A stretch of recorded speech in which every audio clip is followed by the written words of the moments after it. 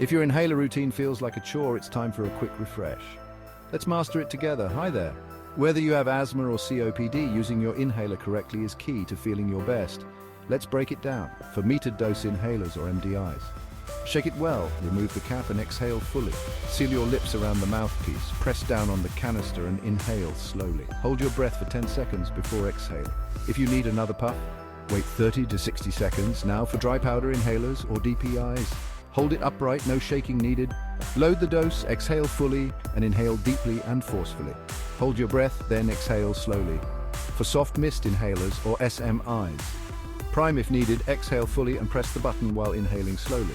Hold your breath for a few seconds before exhaling. And don't forget spacers. Attach your MDI, shake and exhale. Press the MDI, inhale through the spacer and hold your breath. Follow these steps and breathe easy.